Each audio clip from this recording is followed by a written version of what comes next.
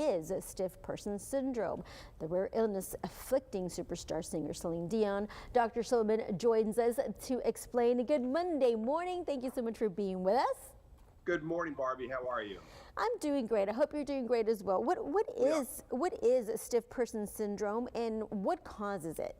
Well, it's interesting. It was actually first diagnosed in about 1958, so it's relatively newly diagnosed.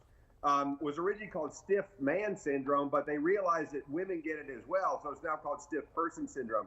And what it is basically a problem with the inhibitory neurotransmitters in the muscles. And so what you get is continuous firing of those muscles, predominantly in the trunk, that is in the bigger muscles in your chest, in your arms, although the arms is a little bit different syndrome as well, and it leads to overuse, intermittent spasms. You can fall, it's hard to walk, and there are certain things that set it off.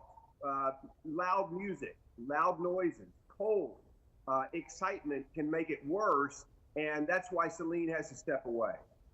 Can people recover from stiff person syndrome? Is there a cure? No, there are some things that you can take that will make it a little bit less spasmodic. That is, there are certain types of medicine that go after where this is being, where the problem is, but there's no cure per se.